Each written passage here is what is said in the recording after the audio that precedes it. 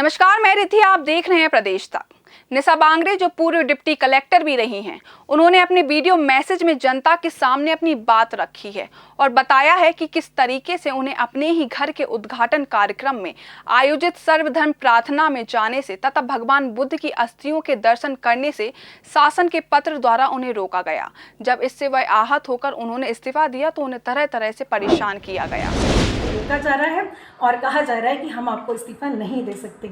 वहीं आप देखिए कि जिनको मध्य प्रदेश शासन में जो व्यक्ति यहाँ पर नौकरी कर रहे थे, उनको जब टिकट देनी थी तो उन्होंने एक ही दिन में जो है उनकी नौकरी छुड़ाकर उनसे जो है उनको यहाँ प्रत्याशी बनाया गया। और चूँकि मैं अपने स्वतंत्र विचारों के साथ, अपने संवैधानिक अधिकारों के साथ, अपनी विचारधारा के साथ चलना चाहती हूँ, इसीलिए मुझे रोका जा रहा है। तो पुनः जब उन्होंने मेरा इस्तीफा अमान्य किया 6 सितंबर को, और एक अनुसूचित जाति की महिला होने के नाते मेरे जो आदर्श रहे हैं डॉक्टर बाबा साहब अम्बेडकर, उनके विचारों पर चलते हुए अब मैं उस जनता के लिए जो मुझे उम्मीद की नज़र से देख रही है, अब मैं उसके लिए अपना पूरा जीवन समर्पित करना चाहती हूँ। और जिस तरीके से आपने अपनी पार्टी के इन कर्मचारी अधिकारियों को जो है टिकट वितरण किया है, तो मुझे भी मेरे संवैधानिक अधिकार से वंचित ना रखा जाए, मेरा इस्तीफा मंजूर किया जाए। तो मैं कहना चाहूँगी मध्य प्रदेश की सरकार से कि मेरे अंदर भी बाबा साहब डॉक्टर अम्बेडकर का खून है, मेरे रगों में उनका खून दौड़ता है, मैं उनकी वंशज हूँ। बाबा साहब ने कहा था कि अगर मैं अपने समाज के अधिकारों को नहीं दिला पाया तो मैं खुद को गोली मार दूंगा। तो मेरा भी यही कहना है कि अगर मैं अपने मकान के उद्घाटन में शामिल नहीं हो सकती और मैंने ये गंभीर कदाचरण किया है, तो फिर ऐसी महिला को आप क्यों रखना चाहते हैं जो गंभीर कदाचरण कर रही है? उसे तो तत्काल प्रभाव से आपको हटा देना चाहिए नौकरी से।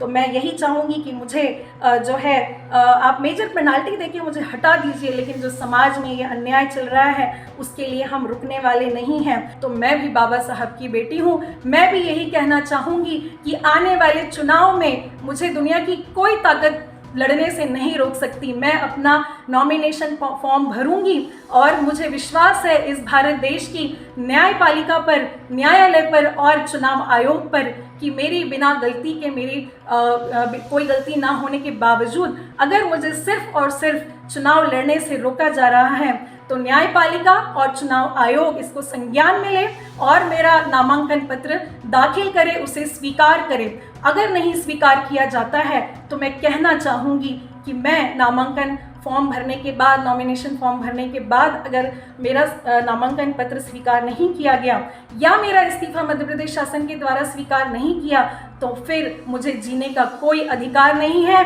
मैं भी आमरण अनशन पर बैठूंगी तब तक जब तक मेरा नामांकन पत्र जो है वो स्वीकार नहीं किया जाता चुनाव आयोग के द्वारा, बैतूल में रिटर्निंग ऑफिसर के द्वारा, तब तक मैं आमरण अनशन पर बैठूंगी। अन्न जल को त्याग करके मैं अपने जीवन का न्यौछावर इस देश के लिए और अपने समाज के लिए कर दूंगी, और उसके लिए जिम्मेदार कोई और नहीं बल्कि मध्य प्रदेश शासन होगी। तो उनके इस वीडियो मैसेज के बाद भाजपा और कांग्रेस के सभी दावेदारों में खलबली मच गई है, जो अब तक यह सोच रहे थे कि शायद उनके इस्तीफा को रोककर उन्हें राजनीति में जाने से रोका जा सकता है।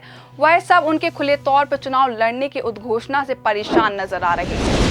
निशा बांगरे अपनी इसी तरह के बोल्ड उद्घोषणा के लिए जानी जाती हैं। एक उद्घोषणा वह पहले भी करके यह साबित कर चुकी हैं।